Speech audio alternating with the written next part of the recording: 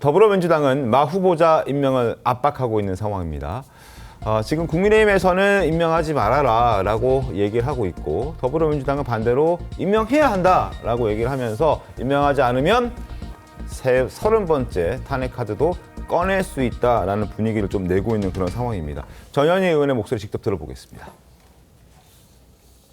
저희들이 여러 차례 검토를 했습니다. 이미 탄핵 요건은 충분히 갖췄다 이렇게 보고요. 상설특검을 임명하지 않은 것, 또 이미 국회에서 청문회를 통과한 대법관을 지금 임명하지 않은 것, 뭐 또 무소불위의 거부권 행사 이런 여러 가지 사안에서 위헌 위법한 행위를 많이 했다. 예, 김 의원님, 사실은 한덕수 총리 탄핵도 지금 재판관 임명 안 한 이유가 컸던 걸로 기억을 하거든요. 그런데 지금 이 최상목 대행에 대해서도 임명하지 않으면 탄핵하겠다 이런 주장 내놓고 있는데 어떻게 보십니까? 탄핵할 수 없을 겁니다. 없을 것이다. 예, 민주당이 한덕수 권한대행 탄핵을 했을 때도 굉장히 무리했다라는 비판들이 많았었고 네. 특히 2030들이 굉장히 많은 불만을 가졌었어요. 네. 경제 불안정성이 커지는 상황에서 대행의 대행을 또 탄핵한다라는 것은 민주당으로서도 저는 할 수 없을 거라고 생각되고요. 그리고 저는 조금 전에도 말씀드렸지만 최상목 권한대행이 마은혁 후보자의 임명 권한이 있는지부터 좀 판단을 해야 될 것 같아요. 그러니까 2분의 1이냐 3분의 2냐 한덕수 권한대행의 탄핵 의결 정족수를 가진 문제인데 사실 민주당 주장처럼 2분의 1이 맞다면 네. 헌재도 바로 먼저 했으면 됩니다.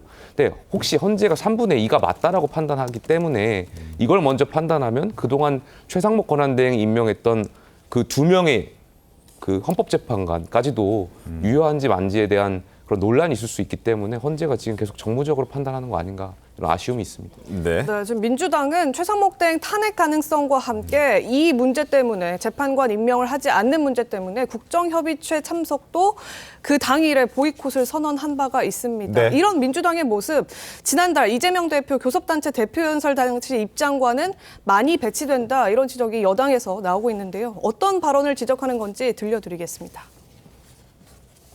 경제를 살리는데 이념이 무슨 소용입니까? 민생 살리는데 색깔이 무슨 의미입니까?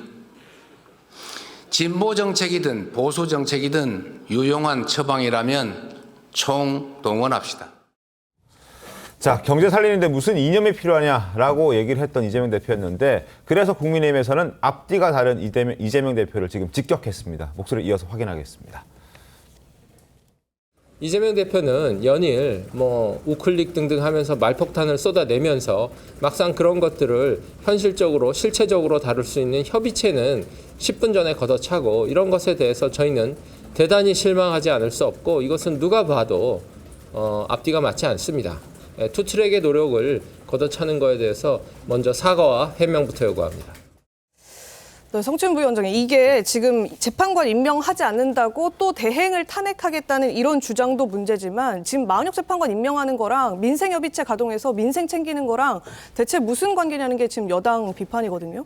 그러니까 그 최상목 권한대행이 해야 될 일을 너무 안 하고 있기 때문에 그거에 대한 지적을 좀 더 강조하기 위해서 다른 것들을 이제 볼모 삼듯이 하면서 볼모라고 또 말씀하시면 좀 그렇고 조건부로 조건부라는 말씀이 좀 더 맞을 것 같습니다. 네. 그러니까 최상목 권한대행이 사실 이 권한쟁의 심판이 이 국가 기관 간의 이 충돌이 있을 때 사법부 헌법재판소가 판단을 내려주면 따라야 되고 이행을 해야 되는 것이거든요. 근데 이렇게 정부가 이런 선례를 남기게 되는 겁니다. 이렇게 권한쟁의 심판에 대해서 헌법재판소가 자 A 쪽에 손을 들어줬다 해도 B가 이행 안 하고 A 쪽도 받아들이지 않고 이런 식의 그냥 시간 끌면 되네. 왜냐하면 헌법재판소법에는 따라야 된다고 돼 있지만 기간의 제한이 없으니 우리 안 해도 되겠네라는 아주 안 좋은 선례를 남기는 것이고 그리고 지금 탄핵 심판 관련된 거 아닙니까? 그 피청구인 윤석열 대통령 입장에서는 8인 체제로 가는 게 훨씬 유리합니다. 그렇기 때문에 왜 유리한 체제를 만들어주냐, 왜 유리한 체제를 유지해 주느냐 갖고 비판을 하는 것이기 때문에 저는 최상목 권한대행이 잘못하고 있다고 보기 때문에 말씀하신 왜 굳이 연계를 시켜야 되느냐라는 비판은 있을 수 있으나 최상목 권한대행이 너무나 명백한 잘못을 하고 있기 때문에 저는 민주당이 계속해서 압박을 해야 되는 건 맞다고 봅니다. 다만 그건 있습니다. 저는 탄핵 소추의 요건은 갖춰졌어도 통과시키기는 어려울 거라고 봅니다. 왜냐하면은 지금 권한대행으로서의 업무이기 때문에 네. 이거는 150석이 아니라 제 개인적으로는 200석으로 보기 때문에 아마도 이거를 추진한다고 해서 어려울 겁니다. 그렇기 때문에 저는 정치적 레토릭, 정치적 압박으로 이런 행위들을 좀 하고는 있지만 최상목 권한대행이 빨리 결정을 뭔가 내려주는 것이 여야의 이런 그 대치 국면을 해결하는 데 도움이 될 거라는 말씀을 덧붙이고 싶습니다. 알겠습니다. 잠깐 말씀드리면 네. 헌재에서 아마 그 헌법, 그러니까 법률이 헌법에 맞지 않는다고 불합치 결정해서 언제까지 개정해라라고 한 부분들이 35건이 아직까지 개정되고 있지 않아요. 낙태죄는 지금 4년째 개정되고 있지 않거든요.